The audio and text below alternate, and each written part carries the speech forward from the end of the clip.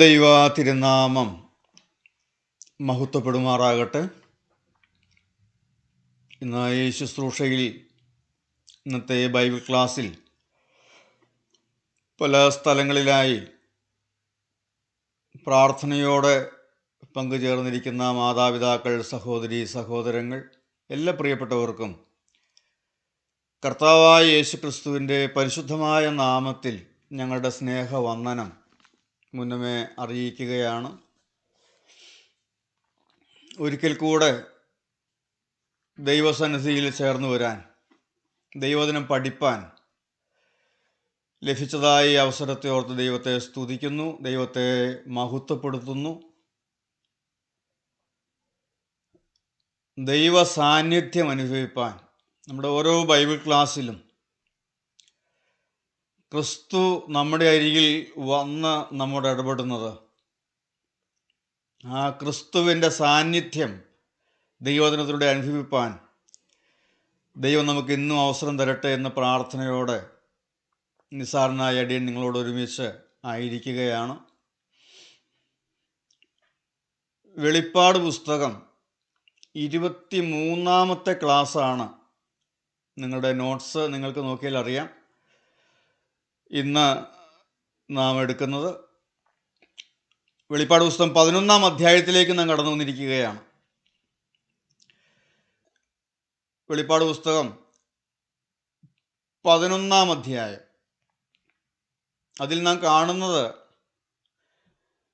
ആദ്യ ഭാഗത്ത് 2 സാക്ഷികളെക്കുറിച്ച് നാം കാണുന്നുണ്ട്.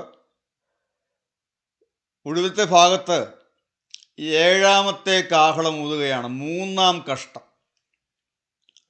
1-ാം കഷ്ടം, 2-ാം കഷ്ടം, 3-ാം കഷ്ടം, 7-ാം കാഹളം.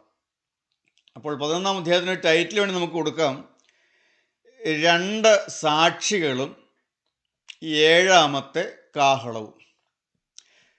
നമുക്ക് പ്രാർത്ഥനയോടെ ശ്രദ്ധയോടെ ഒന്ന് വായിച്ച് കേൾക്കാം. ആദ്യം വെളിപ്പാട് പുസ്തകം 11-ാം അധ്യായം. നിങ്ങളെല്ലാവരും ബൈബിൾ എടുക്കണം. അപ്പോൾ നമ്മൾ സൂമിലാണെങ്കിലും നിങ്ങൾ കുറച്ച് മാത്രമേ വീഡിയോ ഓണാക്കിയിട്ടുള്ളൂ.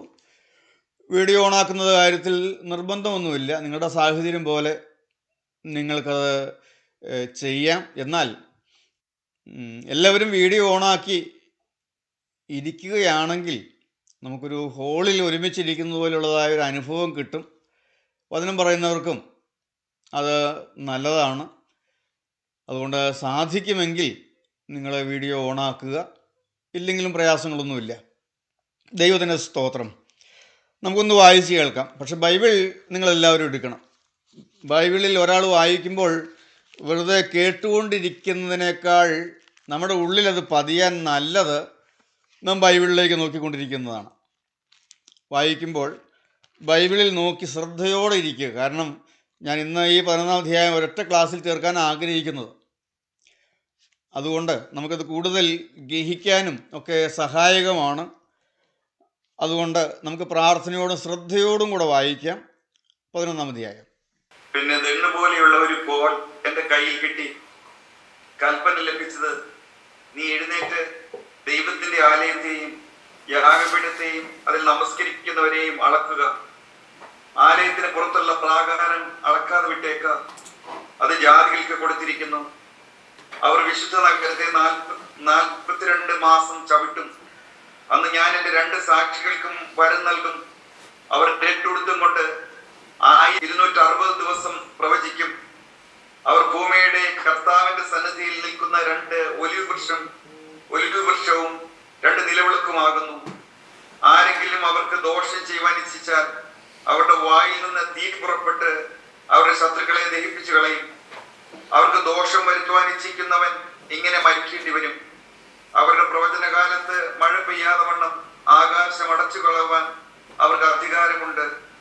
വെള്ളത്തെ രക്തമാക്കുവാനും ഇച്ഛിക്കുമ്പോഴൊക്കെയും സകല ബാധ കൊണ്ടും ഭൂമിയെ ദണ്ഡിപ്പിക്കാനും അധികാരമുണ്ട്. അവർ തങ്ങളുടെ സാക്ഷ്യം തികച്ച ശേഷം ആഴത്തിൽ നിന്ന് കയറി വരുന്ന മൃഗം അവരോട് പടവെട്ടി അവരെ ജയിച്ച് കൊന്നുകളയും. അവരുടെ കർത്താവ് ക്രൂശിക്കപ്പെട്ടതും ആത്മീയമായി സോദോമെന്നും മിസ്രൈം എന്നും പേരുള്ളതുമായ മഹാനഗരത്തിന്റെ വീതിയിൽ അവരുടെ ശവം കിടക്കും. സകല വംശക്കാരും ഗോത്രക്കാരും ഭാഷക്കാരും ജാതിക്കാരും അവരുടെ ശവം 3.5 ദിവസം കാണും. അവരുടെ ശവം കല്ലറയിൽ വെപ്പാൻ സമ്മതിക്കുകയില്ല. ഈ പ്രവാചകന്മാർ ഇരുവരും ഭൂമിയിൽ വസിക്കുന്നവരെ ദണ്ഡിപ്പിച്ചതുകൊണ്ട് ഭൂവാസികൾ അവർ നിമിത്തം സന്തോഷിച്ച് ആനന്ദിക്കുകയും അന്യോന്യ സമ്മാനം കൊടുത്തയക്കുകയും ചെയ്യും. 3.5 ദിവസം കഴിഞ്ഞ ശേഷം ദൈവത്തിൽ നിന്ന് ജീവശ്വാസം അവരിൽ വന്ന് അവർ കാലൂന്നി നിന്ന് അവരെ കണ്ടവർ ഭയപരവശരായി തീർന്നു. ഇവിടെ കയറി വരുവിനെന്ന് സ്വർഗത്തിൽ നിന്നൊരു മഹാശബ്ദം പറയുന്നത് കേട്ടു. അവർ മേഘത്തിൽ സ്വർഗത്തിലേക്ക് കയറി. അവരുടെ ശത്രുക്കൾ അവരെ നോക്കിക്കൊണ്ടിരുന്നു. ആ നാഴികയിൽ വലിയൊരു ഭൂകമ്പം ഉണ്ടായി. നഗരത്തിൽ 10-1 ഇടിഞ്ഞു വീണു. ഭൂകമ്പത്തിൽ 7000 പേർ മരിച്ചുപോയി. ശേഷിച്ചവർ ഭയപരവശരായി സ്വർഗത്തിലെ ദൈവത്തിന് മഹത്വം കൊടുത്തു. 2ാമത്തെ കഷ്ടം കഴിഞ്ഞു. 3ാമത്തെ കഷ്ടം വേഗം വരുന്നു. 7ാമത്തെ ദൂതൻ ഊതിയപ്പോൾ ലോകരാജ്യത്വം നമ്മുടെ കർത്താവിനും അവന്റെ ക്രിസ്തുവിനുമായി തീർന്നിരിക്കുന്നു. അവൻ എന്നേക്കും വാഴുമെന്ന് സ്വർഗത്തിൽ നിന്നൊരു മഹാഘോഷമുണ്ടായി. ദൈവസന്നിധിയിൽ സിംഹാസനത്തിലിരിക്കുന്ന 24 മൂപ്പന്മാരും കവിണ്ണു വീണ് ദൈവത്തെ നമസ്കരിച്ച് പറഞ്ഞത്, സർവശക്തിയുള്ള കർത്താവായ ദൈവമേ, ഇരിക്കുന്നവനും ഇരുന്നവനുമായുള്ളവേ, നീ മഹാശക്തി ധരിച്ചു വാഴുകയാൽ ഞങ്ങൾ നിന്നെ സ്തുതിക്കുന്നു. ജാതികൾ കോപിച്ചു, നിന്റെ കോപവും വന്നു. മരിച്ചവരെ ന്യായം വിധിപ്പാനും നിന്റെ ദാസന്മാരായ പ്രവാചകന്മാർക്കും വിശുദ്ധന്മാർക്കും ചെറിയവരും വലിയവരുമായ നിന്റെ ഭക്തന്മാർക്കും പ്രതിഫലം കൊടുപ്പാനും ഭൂമിയെ നശിപ്പിക്കുന്നവരെ നശിപ്പിപ്പാനുമുള്ള കാലവും വന്നു. അപ്പോൾ സ്വർഗത്തിലെ ദേവാലയം തുറന്നു. അവൻ നിയമപ്പെട്ടകം അവന്റെ ആലയത്തിൽ പ്രത്യക്ഷമായി. മിന്നലും നാദവും ഇടിമുഴക്കവും ഭൂകമ്പവും വലിയ കൽമഴയും ഉണ്ടായി. ദൈവത്തിന് സ്തോത്രം. വെളിപ്പാട് പുസ്തകം 11-ാം അധ്യായം. ഇതിൽ പറഞ്ഞിരിക്കുന്നതായ കാര്യങ്ങൾ ഏത് സമയത്ത് നടക്കുന്നതാണ് എന്ന് ഒന്ന് ചിന്തിച്ച് നോക്കാമോ? ഏത് സമയത്ത് നടക്കുന്ന കാര്യങ്ങളാണ് ഇതിൽ പറഞ്ഞിരിക്കുന്നത്? മധ്യാകാശത്ത് കർത്താവ് വന്ന് സഭ എടുക്കപ്പെട്ടതിന് ശേഷം 7 വർഷം ഈ ഭൂമിയിൽ എതിർക്രിസ്തുവിൻ്റെ ഭരണം നടക്കുമ്പോൾ നടക്കുന്നതായ കാര്യങ്ങളാണ്. അതിൽ എതിർക്രിസ്തുവിൻ്റെ ഭരണം 2 യുഗങ്ങളായിട്ടാണ് നാം തിരിച്ച് പഠിച്ചിട്ടുള്ളത്. ഉപദ്രവകാല യുഗവും മഹോപദ്രവകാല യുഗവും. ആദ്യ പകുതി 3.5 വർഷം അല്ലെങ്കിൽ 1260 ദിവസം 42 മാസം ഉപദ്രവകാല യുഗവും, ഒടുവിലത്തെ പകുതി 3.5 വർഷം 1260 ദിവസം അല്ലെങ്കിൽ 42 മാസം മഹോപദ്രവകാല യുഗവുമാണ്. ഇവിടെ ഈ 2 സാക്ഷികൾ വന്ന് പ്രവചിക്കുന്നത് ഒടുവിലത്തെ പകുതിയിലാണ്. 1260 ദിവസം ഒടുവിലത്തെ പകുതിയാണ്. അപ്പോൾ മഹോപദ്രവകാല യുഗത്ത് നടക്കുന്ന കാര്യങ്ങളാണ് അവിടെ കാണുന്നത്. ആ 2 സാക്ഷികളെ ആഴത്തിൽ നിന്ന് കയറി വരുന്ന മൃഗം കൊന്നുകളയുന്നു. വെളിപ്പാട് 13-ലേക്ക് വരുമ്പോൾ എതിർക്രിസ്തുവിൻ്റെ ഭരണമാണ്. എതിർക്രിസ്തുവിനെ കുറിച്ചാണ് വെളിപ്പാട് 13. അവിടെ ആഴത്തിൽ നിന്ന് കയറി വരുന്ന മൃഗം എതിർക്രിസ്തുവാണ്, ആൻറ്റി ക്രൈസ്റ്റ്.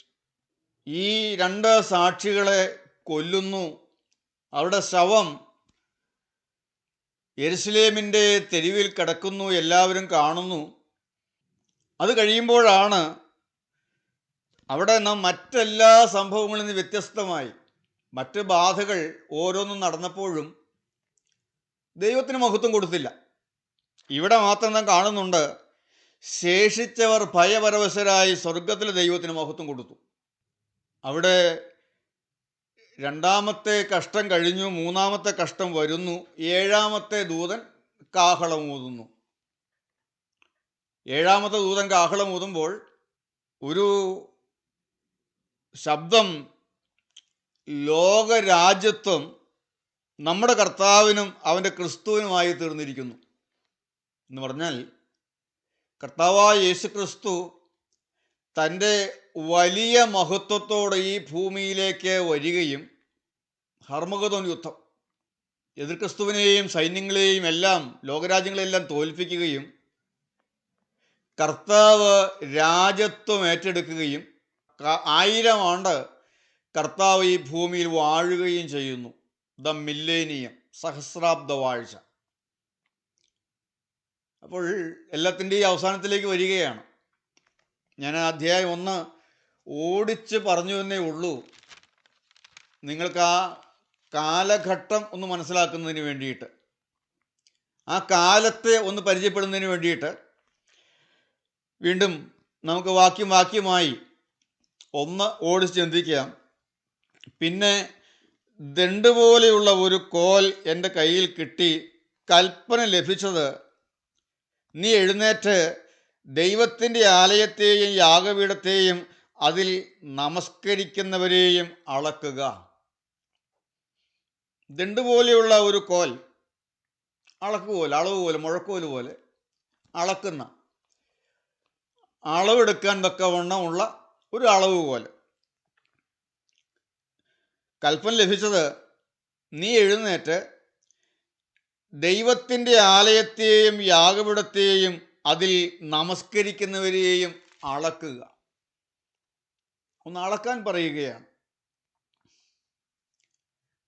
നമ്മൾ സാധാരണ അളവെടുക്കുന്നത് എപ്പോഴാണ്?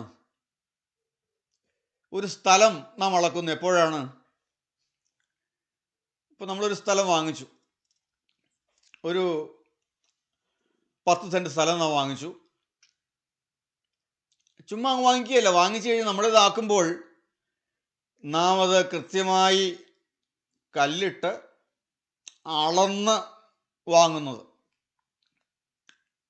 അത് അളന്ന് നമ്മുടെ സ്ഥലമായി, നമ്മുടേതായി നാം അതിനെ വേർതിരിക്കുകയാണ്.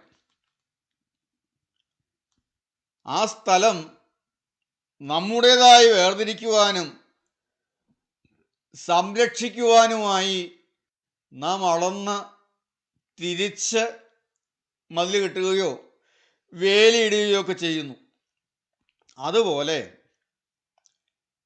നമ്മുടെ സ്ഥലം നമ്മുടേതായി വേർതിരിക്കുവാനും സംരക്ഷിക്കുവാനും നാം അളന്ന് വേലിയിട്ട് തിരിക്കുന്നത് പോലെ ദൈവാലയത്തെയും അതിൽ നമസ്കരിക്കുന്നവരെയും അളന്ന് കൃത്യമായി വേർതിരിക്കുകയാണ്. വീണ്ടും നാം കാണുന്നു, ആലയത്തിൻ്റെ പുറത്തുള്ള പ്രാകാരം അളക്കാതെ വിട്ടേക്കുക, അത് ജാതികൾക്ക് കൊടുത്തിരിക്കുന്നു. അവർ വിശുദ്ധ നഗരത്തെ 42 മാസം ചവിട്ടും. വിശുദ്ധ നഗരത്തെ 42 മാസം ചവിട്ടും. ഒടുവിലത്തെ പകുതി എന്ന് പറഞ്ഞാൽ 1260 ദിവസം മഹോപദ്രവകാലം ജാതികൾ വിശുദ്ധ നഗരത്തെ ചവിട്ടുന്ന കാലം. എതിർ ക്രിസ്തു അധികാരത്തിൽ വരുമ്പോൾ യഹൂദനെ തോളത്തെടുത്ത് വയ്ക്കും. ഇതൊക്കെ നാം പഠിച്ച കാര്യങ്ങളാണ്. യഹൂദനെ തോളത്തെടുത്ത് വെച്ചുകൊണ്ട് യഹൂദന് സഹായം ചെയ്തുകൊണ്ടാണ് എതിർ ക്രിസ്തു രംഗത്ത് വരുന്നത്. അപ്പോൾ യഹൂദൻ മശിഹയുടെ വേണ്ടി കാത്തിരിക്കുക. അപ്പോൾ വരുവാനിരിക്കുന്ന മശിഹ ഇവനാണെന്ന് കരുതി എതിർ ക്രിസ്തുവിനെ വലിയ പുള്ളിയായിട്ട് യഹൂദൻ കാണും. ഈ എതിർ ക്രിസ്തുവിൻ്റെ സഹായത്താലായിരിക്കും യെരുശലേം ദൈവാലയം പണിയുന്നത് എന്നാണ് കൂടുതൽ ബൈബിൾ പഠനങ്ങളിൽ നമുക്ക് കാണാൻ കഴിയുന്നത്. പ്രവചന വ്യാഖ്യാനിക്കുന്നവർ പലരും പറയുന്നത് അങ്ങനെയാണ്. യഹൂദൻ്റെ ഈ എതിർ ക്രിസ്തുവിൻ്റെ സഹായത്താലാണ് യഹൂദൻ തന്നെ ദൈവാലയം പണിയുന്നത്. എന്നാൽ ആദ്യത്തെ 3.5 വർഷം യഹൂദന് നല്ല കാലമാണ്. എതിർ ക്രിസ്തുവിൽ നിന്ന് ധാരാളം സഹായങ്ങളെല്ലാം ലഭിക്കുന്ന ഒരു നല്ല കാലമാണ്. എന്നാൽ ആദ്യത്തെ പകുതി കഴിയുമ്പോൾ, ഒടുവിലത്തെ 3.5 വർഷത്തിലേക്ക് വരുമ്പോൾ എതിർ ക്രിസ്തുവിൻ്റെ തനി നിറം വെളിപ്പെടും. ശൂന്യമാക്കുന്ന മ്ലേച്ഛത നിൽക്കരുതാത്ത സ്ഥലത്ത് വയ്ക്കും. എതിർ ക്രിസ്തുവിൻ്റെ മ്ലേച്ഛ വിഗ്രഹം ദൈവാലയത്തിൽ കൊണ്ടുവന്ന് പ്രതിഷ്ഠിക്കും. ദൈവാലയം അശുദ്ധമാക്കും. യഹൂദനിത് തിരിച്ചറിയുമ്പോഴേക്കും തങ്ങൾ ഇവനെയാണല്ലോ മശിഹായായി കണ്ടത്, തങ്ങൾക്ക് തെറ്റുപറ്റിയല്ലോ എന്ന് തിരിച്ചറിയുമ്പോഴേക്കും രക്ഷപ്പെടാൻ കഴിയാതെ വണ്ണം യഹൂദൻ എതിർ ക്രിസ്തുവിൻ്റെ കരങ്ങളിൽ അമർന്നു കഴിഞ്ഞിരിക്കും. ദൈവാലയം അശുദ്ധമാക്കും. ജാതികൾ വിശുദ്ധ സ്ഥലം ചവിട്ടി മലിനമാക്കും. യഹൂദൻ വളരെ കഠിനമായി പീഡിപ്പിക്കപ്പെടും. ഏറ്റവും വലിയ ലോകം ഉണ്ടായ കാലം മുതൽ ഇതുവരെ ഉണ്ടാകാത്തതുപോലെയുള്ള വലിയ ഉപദ്രവം യഹൂദൻ ഏൽക്കേണ്ടി വരും. യാക്കൂബിൻ്റെ കഷ്ടകാലം എന്നാണ് പ്രവാചകൻ അതിനെ വിശേഷിപ്പിക്കുന്നത് പഴയ നിയമത്തിൽ. യാക്കൂബിൻ്റെ കഷ്ടകാലം, മഹോപദ്രവകാലം. അങ്ങനെ ഉപദ്രവിക്കപ്പെടുന്നതായ സമയത്ത് രണ്ട് സാക്ഷികൾ ഈ ഭൂമിയിലേക്ക് വരും. ഈ ഭൂമിയിൽ എതിർ ക്രിസ്തുവിൻ്റെ ഭരണം നടക്കുമ്പോൾ അതിൻ്റെ ഒടുവിലത്തെ പകുതിയിൽ വിശുദ്ധ നഗരത്തെ ജാതികൾ ചവിട്ടുകയും ദൈവാലയം അശുദ്ധമാക്കുകയും യഹൂദൻ പീഡിപ്പിക്കപ്പെടുകയും ചെയ്യുമ്പോൾ ദൈവസന്നിധിയിൽ നിൽക്കുന്നവർ എന്നറിയപ്പെടുന്ന രണ്ട് വ്യക്തികൾ, അങ്ങനെയാണ് നാം കാണുന്നത്. ദൈവസന്നിധിയിൽ നിൽക്കുന്നവർ എന്നറിയപ്പെടുന്നതായ രണ്ട് വ്യക്തികൾ ഇറങ്ങി വരികയും പീഡയേറ്റ് തകർന്ന ഇസ്രായേലിനോട് നിങ്ങൾ കൊന്നത് മശിഹായെ ആണെന്ന് അവരെ അറിയിക്കുകയും അടയാളങ്ങൾ കൊണ്ട് അവരത് തെളിയിക്കുകയും ചെയ്യുന്നു. അതാണ് 11-ാം അധ്യായത്തിൻ്റെ 3 മുതൽ 12 വരെയുള്ളതായ വാക്യങ്ങളിൽ നാം കാണുന്നത്. അന്ന് ഞാൻ എൻ്റെ 2 സാക്ഷികൾക്ക് വരം നൽകും. അവർ രട്ടുടുത്തും കൊണ്ട് 1260 ദിവസം പ്രവചിക്കും. 42 മാസം, 3.5 വർഷം. അവർ ഭൂമിയുടെ കർത്താവിൻ്റെ സന്നിധി നിൽക്കുന്ന 2 ഒലിവ് വൃക്ഷവും 2 നിലവിളക്കുമാകുന്നു. അവരെക്കുറിച്ച് പറയുന്ന കാര്യമാണ്. അവർ ഭൂമിയുടെ കർത്താവിൻ്റെ സന്നിധി നിൽക്കുന്ന 2 ഒലിവ് വൃക്ഷവും 2 നിലവിളക്കുമാകുന്നു. ആരെങ്കിലും അവർക്ക് ദോഷം ചെയ്യുവാൻ ഇച്ഛിച്ചാൽ അവരുടെ വായിൽ നിന്ന് തീ പുറപ്പെട്ട് അവരുടെ ശത്രുക്കളെ ദഹിപ്പിച്ച് കളയും. അവർക്ക് ദോഷം വരുത്തുവാൻ ഇച്ഛിക്കുന്നവൻ ഇങ്ങനെ മരിക്കേണ്ടി വരും. അവരുടെ പ്രവചനകാലത്ത് മഴ പെയ്യാതെ വണ്ണം ആകാശം അടച്ചു കളയുവാൻ അവർക്ക് അധികാരമുണ്ട്. വെള്ളത്തെ രക്തമാക്കുവാനും ഇച്ഛിക്കുമ്പോഴൊക്കെയും സകല ബാധ കൊണ്ടും ഭൂമിയെ ദണ്ഡിപ്പിക്കാനും അധികാരമുണ്ട്. അവർ തങ്ങളുടെ സാക്ഷ്യം തികയ്ക്കും. 2 സാക്ഷികൾ വന്ന് പ്രവർത്തിക്കും. അവർ സുവിശേഷം പ്രസംഗിക്കുമെന്ന് യഹൂദന്മാരോട്. നിങ്ങൾ സാക്ഷാൽ മശിഹ നിങ്ങളുടെ ഇടയിലേക്ക് ഇറങ്ങി വന്നപ്പോൾ നിങ്ങൾ അവനെ ക്രൂശിച്ചു. അവർ പറയും. അടയാളങ്ങളും അത്ഭുതങ്ങളും അവർ പ്രവർത്തിക്കും. അവരുടെ ശുശ്രൂഷ തികച്ചു കഴിയുമ്പോൾ ആഴത്തിൽ നിന്ന് കയറി വരുന്ന മൃഗം അവരോട് പടവെട്ടി അവരെ ജയിച്ച് കൊന്നുകളയും. എതിർ ക്രിസ്തു വന്ന് ഈ സാക്ഷികളോട് പടവെട്ടി അവരെ ജയിച്ച് ഈ 2 സാക്ഷികളെയും കൊന്നുകളയും. അവരുടെ ശവം അടക്കുകയില്ല. അവരുടെ കർത്താവ് ക്രൂശിക്കപ്പെട്ടതും 8-ാം വാക്യം, അവരുടെ കർത്താവ് ക്രൂശിക്കപ്പെട്ടതും സോദോം എന്നും മിസ്രയീം എന്നും പേരുള്ളതുമായ മഹാനഗരത്തിൻ്റെ വീതിയിൽ അവരുടെ ശരീരം കിടക്കും, ശവം കിടക്കും. സകല വംശക്കാരും ഗോത്രക്കാരും ഭാഷക്കാരും ജാതിക്കാരും അവരുടെ ശവം 3.5 ദിവസം കാണും. അവരുടെ ശവം കല്ലറയിൽ വെക്കാൻ സമ്മതിക്കുകയില്ല. ഈ 2 സാക്ഷികളെയും എതിർ ക്രിസ്തു കൊന്ന് വഴിയിലങ്ങിടും, യെരുശലേമിൻ്റെ തിരുവീഥിയിൽ കിടക്കും. അത് ലോകത്തിൻ്റെ എല്ലാ ഭാഗങ്ങളിലും ഇരുന്ന് സകല മനുഷ്യരും 3.5 ദിവസം അത് കാണുമെന്ന്. ഇതൊക്കെ യോഹന്നാൻ ഏതാണ്ട് AD 96 ആ കാലയളവിൽ ഇതൊക്കെ എഴുതി വയ്ക്കുമ്പോൾ ഒന്നും മനസ്സിലാകുകയില്ല. ഇതൊക്കെ സാധ്യമായ കാര്യമാണ്, എന്തൊക്കെ വിഡ്ഢിത്തം എഴുതി വെച്ചെന്നേ ചിന്തിക്കുകയുള്ളൂ. എന്നാൽ ഇന്ന് നമുക്കറിയാം, ലോകത്തിൽ എവിടെ എന്ത് നടന്നാലും ലോകത്തിൻ്റെ എല്ലാ സ്ഥലങ്ങളിലും ഇരുന്നുകൊണ്ട് അത് ലൈവായിട്ട് കാണാൻ കഴിയും. ഈ TV കണ്ടുപിടിച്ചപ്പോൾ അന്ന് പ്രസംഗിക്കുന്നവരൊക്കെ പ്രസംഗിച്ചു, അന്ത്യകാലമായി, കാരണം ഈ ശവം എല്ലാവരും കാണുമെന്ന് പറഞ്ഞിരിക്കുന്നു, ഇപ്പോൾ കാണാൻ പറ്റുമെന്ന്.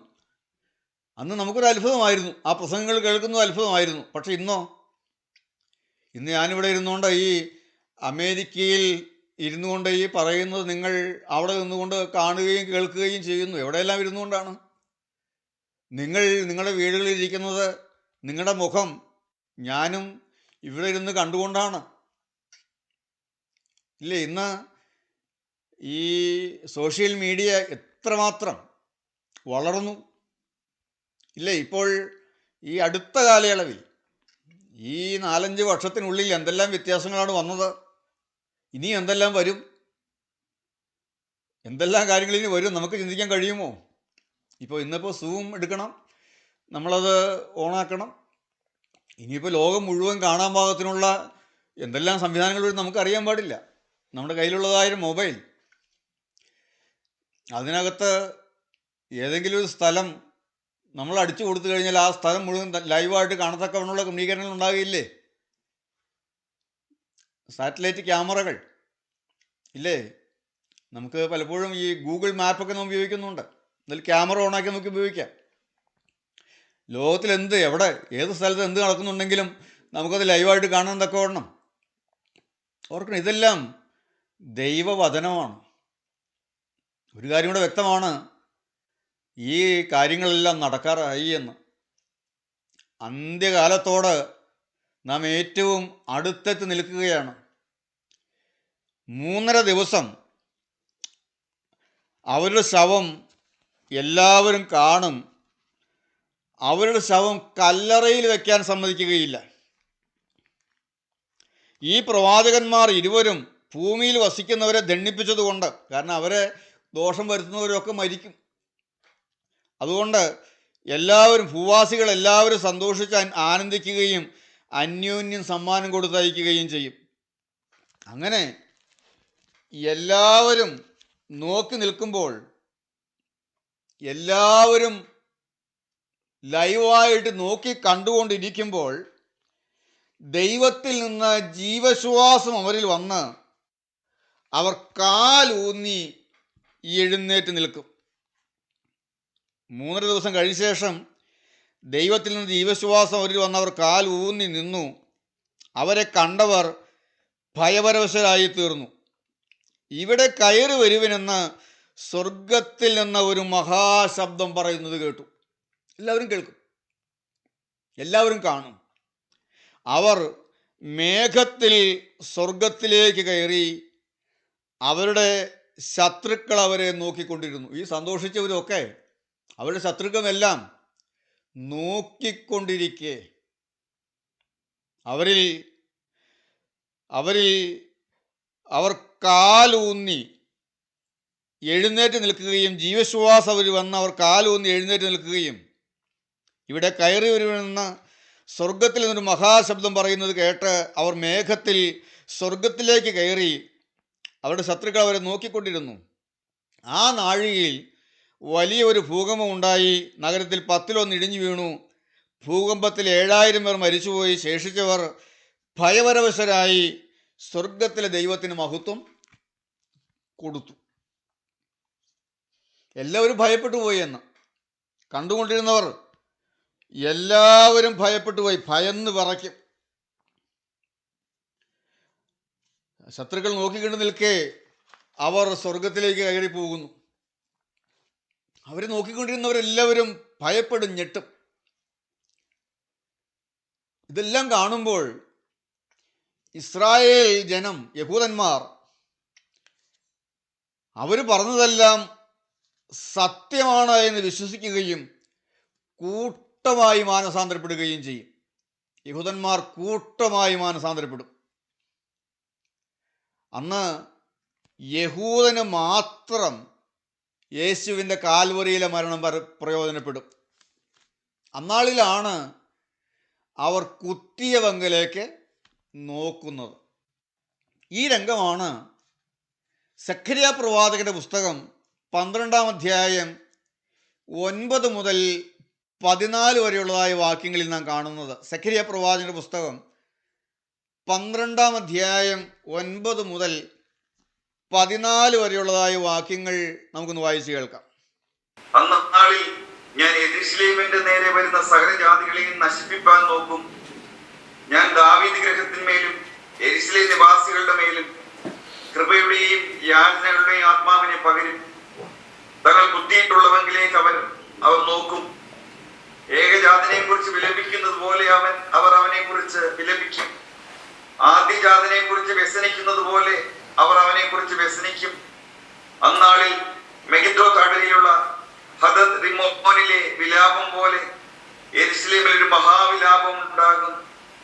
ദേശം കുലം കുലമായി വെവ്വേറെ വിലപിക്കും.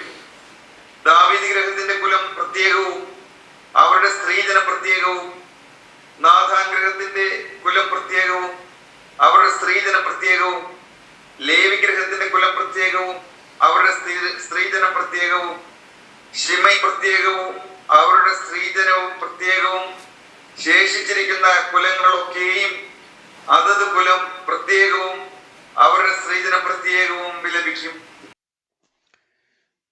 ഈ രണ്ട് സാക്ഷികളുടെ ശുശ്രൂഷയാൽ യഹൂദൻ ഒന്നടങ്കം മാനസാന്തരപ്പെടുകയാണ്. അവരുടെ ശുശ്രൂഷയാൽ അവരുടെ മേൽ, യഹൂദന്മാരുടെ മേൽ കൃപയുടെയും യാചനയുടെയും ആത്മാവിനെ പകരുകയാണ്. അവർ കാൽവറിയിൽ തൂക്കപ്പെട്ട് കിടക്കുന്നവനിലേക്ക് നോക്കുകയാണ്. അവർ കുത്തിയവങ്കിലേക്ക് അവർ നോക്കുകയാണ്. അതാണ് വായിച്ചത്. അന്നാളിൽ ഞാൻ യെരൂശലേമിൻ്റെ നേരെ വരുന്ന സകല ജാതികളെയും നശിപ്പിപ്പാൻ നോക്കും. ഞാൻ ദാവീദ് ഗൃഹത്തിന്മേലും യെരൂശലേം നിവാസികളുടെ മേലും കൃപയുടെയും യാചനയുടെയും ആത്മാവിനെ പകരും. തങ്ങൾ കുത്തിയിട്ടുള്ളവങ്കിലേക്ക് അവർ നോക്കും. മാത്രമല്ല, ഏകജാതനെക്കുറിച്ച് വിലപിക്കുന്നത് പോലെ അവർ അവനെക്കുറിച്ച് വിലപിക്കും. അയ്യോ, ഞങ്ങളവനെ കൊന്നുകളഞ്ഞല്ലോ. ശരിയായും അവർ വിലപിക്കും. അവർ ക്രൂശിലേക്ക് നോക്കി ക്രൂശിക്കപ്പെട്ടവനായ ക്രിസ്തുവിനെ കണ്ട് ഞങ്ങൾ രക്ഷിക്കാൻ വന്നവനെന്ന് തിരിച്ചറിഞ്ഞ് അവരുടെ പാപത്തെ ഓർത്ത് കരഞ്ഞ് അവർ കുരിശിൻ്റെ ചോട്ടിൽ വീഴുന്ന സമയമാണ്. ഏകജാതനെക്കുറിച്ച് വിലപിക്കുന്നത് പോലെ അവർ അവനെക്കുറിച്ച് വിലപിക്കും. ആദ്യജാതനെക്കുറിച്ച് വ്യസനിക്കുന്നത് പോലെ അവർ അവനെക്കുറിച്ച് വ്യസനിക്കും. ഏറ്റവും വലിയ വ്യസനം. അന്നാളിൽ മെഗിദ്ദോ താഴ്വരയിലുള്ള ഹദദ് റിമ്മോനിലെ വിലാപം പോലെ യെരൂശലേമിൽ ഒരു മഹാവിലാപമുണ്ടാകും. ദേശം കുലം കുലമായി വെവ്വേറെ വിലപിക്കും. ഓരോരുത്തരും ഒരു വലിയ ഉണർവ് നടക്കും. അന്ന് സുവിശേഷത്താൽ യഹൂദൻ മാനസാന്തരപ്പെടുകയാണ്.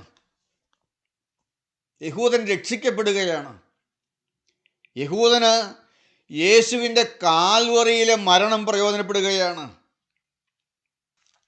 ഇനിയിപ്പോൾ ഇവിടെ വേറൊരു സംശയം നമുക്ക് വരാൻ സാധ്യതയുള്ളത്, ഈ രണ്ട് സാക്ഷികൾ ആരാണ് എന്നുള്ള ഒരു ചോദ്യമാണ്. ആരാണ് ഈ രണ്ട് സാക്ഷികൾ? ഇതിനെക്കുറിച്ച് ബൈബിൾ പഠിതാക്കളുടെ ഇടയിൽ തർക്കങ്ങൾ നിലനിൽക്കുന്നുണ്ട്.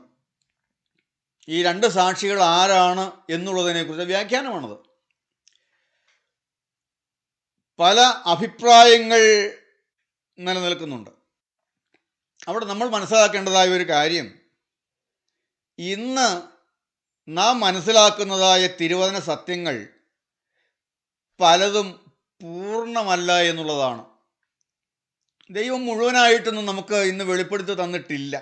1 കൊരിന്ത്യർ ലേഖനം 13-ാം അധ്യായം 9-ാം വാക്യം നമുക്കൊന്ന് വായിക്കാം. അംശമായി മാത്രം നാം അറിയുന്നു, അംശമായി മാത്രം പ്രവചിക്കുന്നു. പൂർണ്ണമായത് വരുമ്പോഴോ അംശമായത് നീങ്ങിപ്പോകും. ഇവിടെ പറയുകയാണ്, അംശമായി മാത്രം നാം ഇന്ന് അറിയുന്നു, പൂർണ്ണമായത് വരും. അപ്പോൾ ഇന്ന് നമ്മൾ അല്പമേ അറിയുന്നുള്ളൂ, അല്പമായതേ അറിയുന്നുള്ളൂ. അതിൻ്റെ 12-ാമത്തെ വാക്യം കൂടെ വായിച്ച 1 കൊരിന്ത്യർ 13:12. ഇപ്പോൾ നാം കണ്ണാടിയിൽ കടമൊഴിയായി കാണുന്നു, അപ്പോൾ മുഖാമുഖമായി കാണും. ഇപ്പോൾ ഞാൻ അംശമായി അറിയുന്നു, അപ്പോഴോ ഞാൻ അറിയപ്പെട്ടതുപോലെ തന്നെ അറിയും. അത്ര മതി. ഇപ്പോൾ കണ്ണാടിയിൽ കടമൊഴിയായി കാണുന്നു, ഇപ്പോൾ അംശമായിട്ട് അറിയുന്നു. ഈ മുഴുവനായിട്ടും എല്ലാ കാര്യങ്ങളും നമുക്കിപ്പോൾ വെളിപ്പെടുത്തപ്പെട്ട് കിട്ടിയിട്ടില്ല. അതുകൊണ്ടാണ് ഞാൻ പറഞ്ഞത്, നമ്മൾ ഇന്ന് അറിയുന്നതായ പല കാര്യങ്ങളും പൂർണ്ണമല്ല, മുഴുവനായും ഒരു നാളിൽ നമുക്ക് വെളിപ്പെട്ട് കിട്ടും. ഈ 2 സാക്ഷികളെക്കുറിച്ച് 11-ാം അധ്യായത്തിൻ്റെ 3-4 വാക്യങ്ങളിൽ അവർ ദൈവസന്നിധിയിൽ നിൽക്കുന്ന 2 ഒലിവ് വൃക്ഷവും 2 നിലവിളക്കും എന്ന് നാം കാണുന്നു. അതുപോലെ തന്നെ ഇവർ 2 സാക്ഷികൾ എന്നും നാം കാണുന്നുണ്ട്. ഇവരെക്കുറിച്ച് എത്രയേ പറഞ്ഞിട്ടുള്ളൂ? അവർ ദൈവസന്നിധിയിൽ നിൽക്കുന്നവരാണ്. അവരിന്ന് ദൈവസന്നിധിയിൽ നിൽക്കുന്നവരാണ്. 2 ഒലിവ് വൃക്ഷവും 2 നിലവിളക്കും, 2 സാക്ഷികൾ. ഇത്രയും 3 വാക്കുകളാണല്ലോ. ഒന്ന്, അവരിന്ന് ദൈവസന്നിധിയിൽ നിൽക്കുന്നു. 2 ഒലിവ് വൃക്ഷങ്ങളാണ്, 2 നിലവിളക്കാണ്, 2 സാക്ഷികളാണ്. ക്രിസ്തുവിനും 500 വർഷം മുമ്പ് സെഖര്യ പ്രവാചകൻ ഇവർ ദൈവസന്നിധിയിൽ നിൽക്കുന്നതായ കാഴ്ച കാണുന്നുണ്ട്. സെഖര്യ 4:3 മുതലുള്ളതായ വാക്യങ്ങളിലാണ് നാം കാണുന്നത്. ക്രിസ്തു ജനിക്കുന്നതിനും 500-ൽ പരം വർഷങ്ങൾക്ക് മുമ്പ് അവർ ദൈവസന്നിധിയിൽ നിൽക്കുന്ന കാഴ്ച സെഖര്യ പ്രവാചകൻ കാണുന്നു. സെഖര്യ 4:3-14 വാക്യങ്ങളൊന്ന് വായിക്കാം. കുടത്തിന്റെ വലത്തുഭാഗത്ത് ഒന്നും ഇടത്തുഭാഗത്തൊന്നും ഇങ്ങനെ 2 ഒലിവ് മരവും ഞാൻ കാണുന്നു എന്ന് പറഞ്ഞു. 14-ാം വാക്യം ഒലിവ് മരങ്ങൾ ആരാണെന്ന് എന്താണെന്ന് പറയുന്നുണ്ട്. അതിന് അവൻ, ഇവർ സർവ്വഭൂമിയുടെയും കർത്താവിന്റെ സന്നിധിയിൽ നിൽക്കുന്ന 2 അഭിഷിക്തന്മാർ എന്ന് പറഞ്ഞു. ഇവർ, ഈ ഒലിവ് മരങ്ങൾ, കർത്താവിന്റെ സന്നിധിയിൽ നിൽക്കുന്ന 2 അഭിഷിക്തന്മാരാണ്. അപ്പോൾ ക്രിസ്തുവിനും 500-ൽ പരം വർഷങ്ങൾക്ക് മുമ്പ് അവർ ദൈവസന്നിധിയിൽ നിൽക്കുന്നുണ്ട്. അവർ ഒലിവ് മരങ്ങളാണ്, 2 നിലവിളക്കുകളാണ്. അവർ 2 അഭിഷിക്തന്മാരാണ്, 2 സാക്ഷികളാണ്. ഇവരിൽ ഒരാൾ ഏലിയാവാണ് എന്ന് ബൈബിൾ പറയുന്നുണ്ട്, കൃത്യമായി പറയുന്നുണ്ട്. മലാഖി പ്രവാചകന്റെ പുസ്തകം 4-ാം അധ്യായം 5-ാം വാക്യം. ഇവരിൽ ഒരാൾ ഏലിയാവാണ്. മലാഖി 4:5. യഹോവയുടെ വലുതും ഭയങ്കരവുമായ നാൾ വരുന്നതിന് മുമ്പേ ഞാൻ നിങ്ങൾക്ക് ഏലിയ പ്രവാചകനെ അയക്കും. യഹോവയുടെ വലുതും പ്രസിദ്ധവുമായ ആ നാൾ വരുന്നതിന് മുമ്പേ ഞാൻ നിങ്ങൾക്ക് ഏലിയ പ്രവാചകനെ എന്ന് പറഞ്ഞാൽ, ആ നാൾ വരുന്നതിന് മുമ്പ്, ഈ മില്ലേനിയം, വലുതും പ്രസിദ്ധവുമായ ആ നാൾ വരുന്നതിന് മുമ്പ് ഞാൻ നിങ്ങൾക്ക് ഏലിയ പ്രവാചകനെ അയക്കുമെന്ന് പറഞ്ഞിരിക്കുന്നത് കൊണ്ട് അവരിൽ ഒരാൾ ആരാണ്? ഏലിയ പ്രവാചകനാണ്. ഏലിയ പ്രവാചകൻ, ഏലിയാവ്, ഏലിയാവിൻ്റെ ആത്മാവ്. ഈ ഭൂമിയിൽ രക്ഷിതാവായി നമ്മുടെ കർത്താവ് ഇറങ്ങി വന്നപ്പോൾ കർത്താവിന് വഴിയൊരുക്കുവാൻ വേണ്ടി യോഹന്നാൻ സ്നാപകൻ വന്നു. യോഹന്നാൻ സ്നാപകനെ കണ്ടവർ ഏലിയാവ് വന്നിരിക്കുന്നു എന്ന് പറഞ്ഞത്. യോഹന്നാൻ പറഞ്ഞു, ഞാൻ ഏലിയാവല്ല. യോഹന്നാൻ ഏലിയാവിൻ്റെ ആത്മാവുള്ളവനായിരുന്നു. യോഹന്നാൻ്റെ സുവിശേഷം 1-ാം അധ്യായം 21 കൃത്യമായി യോഹന്നാൻ പറയുന്നുണ്ട്, ഞാൻ ഏലിയാവ് അല്ല എന്ന് പറയുന്നുണ്ട്. ഏലിയാവ് വരുന്നു എന്ന് ഈ പറഞ്ഞിരിക്കുന്നത് അത് യഹൂദന്മാർക്ക് അറിയാം. അപ്പോൾ ഏലിയാവ് വരും എന്ന് പറഞ്ഞിരിക്കുന്നതുകൊണ്ട് ഏലിയാവ് വന്നെന്ന് അവർ പറഞ്ഞപ്പോൾ യോഹന്നാൻ പറഞ്ഞു, ഞാൻ ഏലിയാവ് അല്ല. യോഹന്നാൻ 1:21. നീ ഏലിയാവോ എന്ന് അവനോട് ചോദിച്ചതിന് അല്ല എന്ന് പറഞ്ഞു. ഞാൻ ഏലിയാവ് അല്ല എന്ന് യോഹന്നാൻ പറഞ്ഞു. ഇവിടെ ലൂക്കോസ് 1:17. ലൂക്കോസ് 1:17. അവൻ അപ്പന്മാരുടെ ഹൃദയങ്ങളിലെ മക്കളിലേക്കും വഴങ്ങാത്തവരെ നീതിമാന്മാരുടെ ബോധത്തിലേക്കും തിരിച്ചുകൊണ്ട് ഒരുക്കമുള്ള ഒരു ജനത്തെ കർത്താവിന് വേണ്ടി ഒരുക്കുവാൻ അവന് മുമ്പായി ഏലിയാവിന്റെ ആത്മാവോടും ശക്തിയോടും കൂടെ നടക്കും. അവിടെ യോഹന്നാനെ കുറിച്ച് പറയുന്നത് ഏലിയാവിൻ്റെ ആത്മാവോടും ശക്തിയോടും കൂടെ.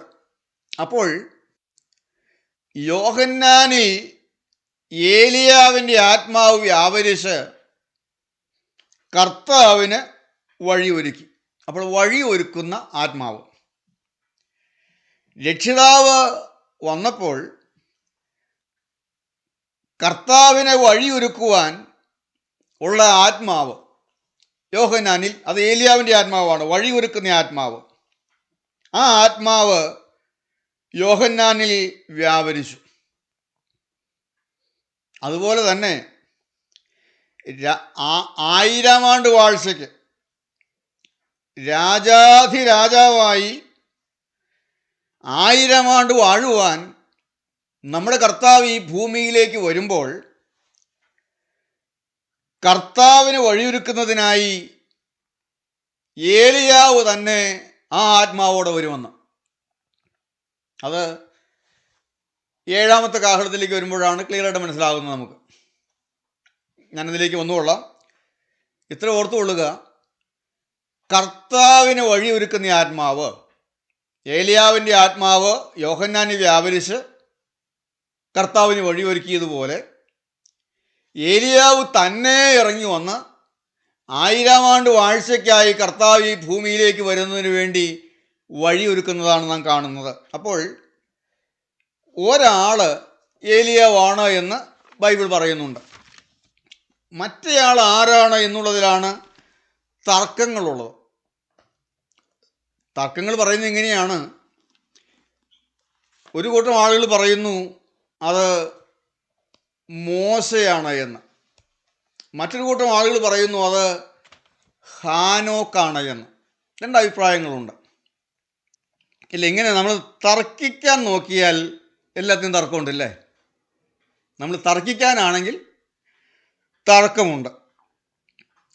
അപ്പോൾ അതുകൊണ്ട് ഒന്ന്, ഇത് മോശയോ ഹാനോക്കോ ആരും ആയിക്കോട്ടെ, നമ്മളത് ആരും ആയിക്കോട്ടെ, ഇപ്പോൾ അംശമായിട്ട് അറിയുന്നു. അന്ന് നമുക്ക് കൃത്യമായിട്ട് നേരിട്ട് ചോദിക്കാം, മോശയാണോ വന്നത് എന്ന് ചെന്ന് ചോദിക്കാനുള്ള അവസരം നമുക്ക് ഉണ്ടല്ലോ മുന്നിൽ. അതുകൊണ്ട് ക്ലിയർ ആകും. പക്ഷെ ഇപ്പോൾ നമ്മൾ തർക്കിച്ച് സമയം കളയേണ്ട ഒരു ആവശ്യമില്ല എന്നൊരു അഭിപ്രായം എനിക്കുള്ളത്. പിന്നെ തർക്കിക്കാൻ നോക്കിയാൽ തർക്കിക്കാനും ഉണ്ട്. ഒരിക്കൽ മരിച്ചവർ പിന്നെ മരിക്കില്ല, ഒന്നിലധികം മരണം സാധ്യമല്ല എന്ന് പറയണമെങ്കിൽ ലാസറൊന്നും മരിച്ചാർന്നല്ലോ അല്ലേ? മരിച്ചാർന്നോ? ഉറപ്പാണോ? ലാസർ മരിച്ചാർന്നോ? വീണ്ടും ജീവിച്ചല്ലോ, പിന്നെ ഇതുവരെ മരിക്കാതിരിക്കുകയാണോ? വീണ്ടും മരിച്ചില്ലേ? യായിഗ്രോസിൻ്റെ മകളോ, നയിലെ വിധവയുടെ മകനോ, സാരാഫത്തിലെ വിധവയുടെ മകനോ, ശൂനേങ്കാരത്തിയുടെ മകനോ, ഏലീശയുടെ അസ്ഥി തൊട്ട് ജീവിച്ച ഒരാളുണ്ടല്ലോ, തബീതയോ, യൂത്തിക്കോസോ, ഇവരെല്ലാം ഒന്നിലധികം മരിച്ചില്ലേ? അപ്പോൾ അതുകൊണ്ട് അങ്ങനെ ഉള്ള പ്രമാണത്തിൽ നമ്മൾ പിടിച്ച് തർക്കിക്കാനായിട്ട് നോക്കേണ്ട കാര്യമില്ല. പിന്നെ ഹാനോക്കും മരിക്കാതെ പോയി. ഒരിക്കൽ മരിച്ചേ മതിയാകൂ എങ്കിൽ കർത്താവ് മടങ്ങി വരുമ്പോൾ ജീവിച്ചിരിക്കുന്നവരും മരിച്ചിട്ടാണോ രൂപാന്തരപ്പെടുന്നത്? അവർ മരണം കാണുമോ? കർത്താവ് മടങ്ങി വരുമ്പോൾ അല്ലേ ഞൊടിയിടയിൽ രൂപാന്തരപ്പെടുമെന്ന. ജീവിച്ചിരിക്കുന്ന വിശുദ്ധന്മാർ ഞൊടിയിടയിൽ മരിച്ചിട്ടാണ് രൂപാന്തരപ്പെടുന്നത്. അപ്പോൾ അതുകൊണ്ട് ഇങ്ങനെയുള്ള തർക്കങ്ങളിലേക്ക് നമ്മൾ പോകേണ്ടതായ കാര്യമില്ല. നമുക്കത് മനസ്സിലാക്കുക, കാര്യങ്ങൾ ഗ്രഹിക്കുക, അത്രയേ ഉള്ളൂ.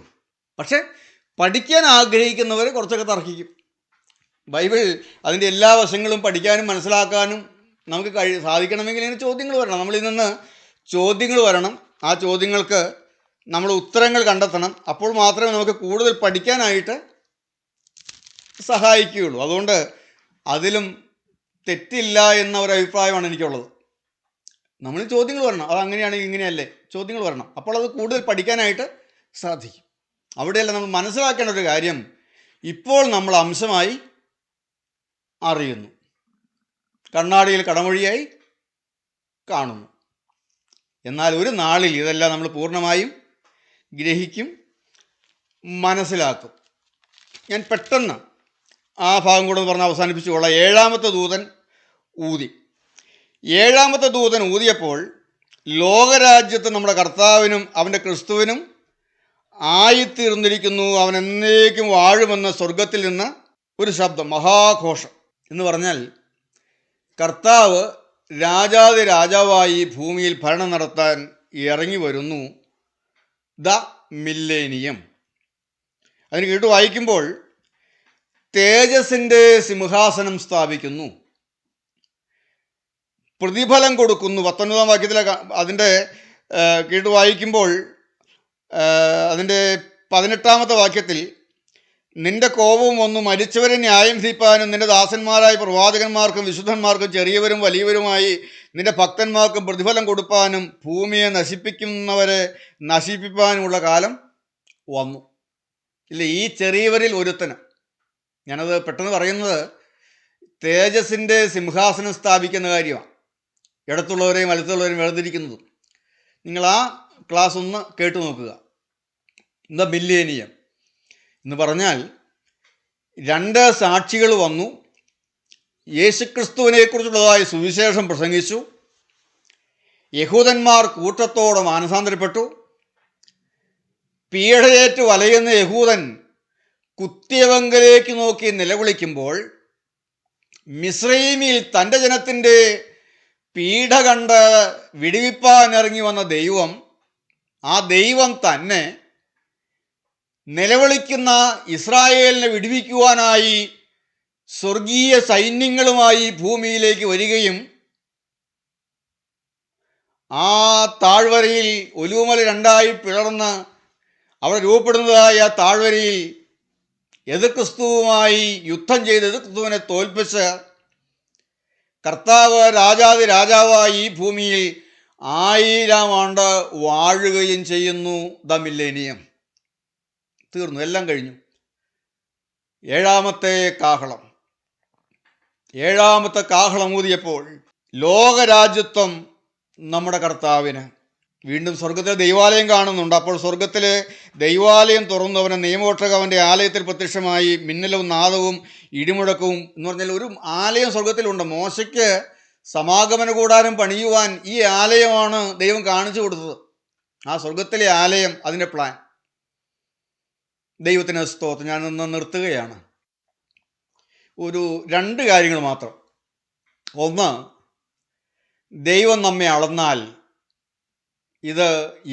ഇവൻ എൻ്റെ വകയാണ് എന്ന് വേർതിരിക്കാൻ തക്കവണ്ണമുള്ള അളവിലാണോ നാം ഇന്ന് ക്രിസ്തു ജീവിതം നയിക്കുന്നത്? ഇന്നത്തെ ക്ലാസ്സിൻ്റെ ആകെ തുക. ഒന്ന്, ദൈവം ഇന്ന് നമ്മെ അളക്കുന്നു. നമ്മുടെ വാക്കുകളും നമ്മുടെ ചിന്തകളും നമ്മുടെ വിചാരങ്ങളും നമ്മുടെ പ്രവൃത്തികളും നമ്മുടെ നടപ്പും നമ്മുടെ സ്വഭാവവും നമ്മുടെ പെരുമാറ്റവും നമ്മുടെ ശുശ്രൂഷകളും എല്ലാം ഇന്ന് ദൈവം അളക്കുമ്പോൾ ഇതെൻ്റേതാണ് എന്ന് പറഞ്ഞ് ദൈവത്തിനായി വേർതിരിക്കാൻ തക്കവണ്ണമുള്ള അളവാണോ നമ്മിലുള്ളത്? ചിന്തിക്കുക. നാം നമ്മെ തന്നെ ചിന്തിക്കുക. 2, ഏലിയാവിൻ്റെ ആത്മാവ്, അത് ദൈവത്തിൻ്റെ പരിശുദ്ധാത്മാവാണത്. യോഹന്നാനിൽ വന്നു, കർത്താവിന് ഈ ഭൂമിയിൽ വഴിയൊരുക്കി. അന്ന് ഏലിയാവിൽ വരും, യഹൂദ ജനതയിലേക്ക് ക്രിസ്തു കടന്നു എന്ന് നിറയുവാൻ തക്കവണ്ണം വഴിയൊരുക്കി. എന്നാൽ അതേ ആത്മാവ് ഇന്ന് നമ്മിൽ വ്യാപരിക്കുന്നു. എന്തിനു വേണ്ടി? എന്നിൽ വ്യാപരിക്കുന്നു. എൻ്റെ ഉള്ളിൽ, എൻ്റെ ജീവിതത്തിൽ യേശുവിൻ്റെ സാന്നിധ്യമെന്ന് നിറയുന്നതിന് വേണ്ടി വഴിയൊരുക്കാൻ, അതിന് തക്കവണ്ണം ഞാൻ ഒരുങ്ങാൻ തക്കവണ്ണം, ക്രിസ്തുവിൻ്റെ സാന്നിധ്യം വന്ന് എന്നിൽ നിറയാൻ തക്കവണ്ണം ഞാൻ ഒരുങ്ങാൻ എന്നിൽ ദൈവത്തിൻ്റെ പരിശുദ്ധാത്മാവ് വ്യാപരിക്കുന്നു, ഏലിയാവിൻ്റെ ആത്മാവ് വ്യാപരിക്കുന്നു. അതുപോലെ തന്നെ മറ്റുള്ളവരിൽ ക്രിസ്തുവിൻ്റെ സാന്നിധ്യം മറ്റുള്ളവർ നിറയപ്പെടാൻ തക്കവണ്ണവും എന്നിൽ വ്യാപരിക്കുന്നു. നിങ്ങൾ മനസ്സിലാക്കാണെന്ന് കരുതുന്നു. കർത്താവേ, ഏലിയാവിൻ്റെ ആത്മാവ് ദൈവത്തിൻ്റെ പരിശുദ്ധാത്മാവാണ്. യോഹന്നാനിൽ വ്യാപരിച്ചു കർത്താവിന് വഴിയൊരുക്കുവാൻ. ഏലിയാവിൽ അന്ന് വ്യാപരിക്കും യഹൂദന്മാരിൽ ക്രിസ്തുവിന് സാന്നിധ്യമെന്ന് നിറയുവാൻ. ഇന്ന് അതേ ആത്മാവ് വ്യാപരിക്കുന്നു എൻ്റെ ജീവിതത്തിൽ. എൻ്റെ യേശുവിൻ്റെ സാന്നിധ്യം കൊണ്ട് ഞാൻ നിറയപ്പെടാൻ. നാം ആയിരിക്കുന്ന രംഗങ്ങളിലെല്ലാം ക്രിസ്തുവിൻ്റെ സാന്നിധ്യമെന്ന് നിറയുവാൻ. ചില ഭവനങ്ങളിൽ യേശുവിൻ്റെ സാന്നിധ്യം കൊണ്ട് നിറയ്ക്കുവാൻ യേശുവിന് ആഗ്രഹമുണ്ട്. ആത്മാവിൽ ആ വീടുകളിലേക്ക് ഒന്ന് പോകാമോ? ഇന്ന് അശുദ്ധാത്മാവ് നിറയപ്പെട്ട് കിടക്കുന്ന അനേകരുടെ ഉള്ളിൽ, സാത്താൻ്റെ പ്രവൃത്തികൾ നിറഞ്ഞു കിടക്കുന്ന അനേകരുടെ ഉള്ളിൽ യേശു നിറയാൻ കൊതിക്കുന്നുണ്ട്. അവരുടെ അടുക്കലേക്ക് സുവിശേഷവുമായി കടന്നു ചെല്ലുവാൻ ഈ ആത്മാവ് ഇന്ന് വ്യാപരിക്കുന്നുണ്ട്. നമ്മുടെ തലകളെ വണക്കാം, നമ്മുടെ കണ്ണുകളെ അടയ്ക്കാം. കർത്താവേ, ഏലിയാവിൻ്റെ ആത്മാവ് ഇന്ന് എന്തിന് ഈ ഭൂമിയിൽ പ്രവർത്തിക്കുന്നു? ഏലിയാവിൻ്റെ ആത്മാവ് എൻ്റെ ജീവിതത്തെ മുഴുവനും ക്രിസ്തുമയമാക്കാൻ ഇന്ന് വ്യാപരിക്കുന്നുണ്ട്. എൻ്റെ ജീവിതത്തിലെ എല്ലാ രംഗങ്ങളിലും യേശുവിൻ്റെ സാന്നിധ്യം എന്ന് പറയുവാൻ തക്കവണ്ണം ഇന്ന് വ്യാപരിക്കുന്നുണ്ട്. കർത്താവേ, ഞങ്ങളിൽ വ്യാപരിക്കണമേ. ഏലിയാവിൻ്റെ ആത്മാവ് ഞങ്ങളിൽ വ്യാപരിക്കണമേ. ഞങ്ങളുടെ ജീവിതം മുഴുവനും നാഥ അവിടുത്തെ സാന്നിധ്യം കൊണ്ട് നിറയുവാൻ, ഞങ്ങളുടെ കൂട്ടായ്മയിൽ അവിടുത്തെ സാന്നിധ്യം ഒന്ന് നിറയുവാൻ, അനേക ജീവിതങ്ങളിൽ അവിടുത്തെ സാന്നിധ്യം ഒന്ന് നിറയുവാൻ നിൻ്റെ വേലയ്ക്ക് വേണ്ടി ആത്മാവിനിൽ വ്യാപരിക്കണമേ. ആ കരങ്ങളിലേക്ക് സമർപ്പിക്കാം. കരുണയുള്ള കർത്താവേ, സ്നേഹനദിയായ സ്വർഗീയ പിതാവേ, ഇന്ന് കേട്ടതായ വചനത്താൽ ഞങ്ങളെല്ലാവരെയും അനുഗ്രഹിക്കണമേ. എല്ലാ മഹത്വത്തോടും എടുക്കണമേ. യേശുവിൻ്റെ നാമത്തിൽ പ്രാർത്ഥിക്കുന്നു. കൃപയോടെ കേൾക്കണം പിതാവേ. ആമേൻ.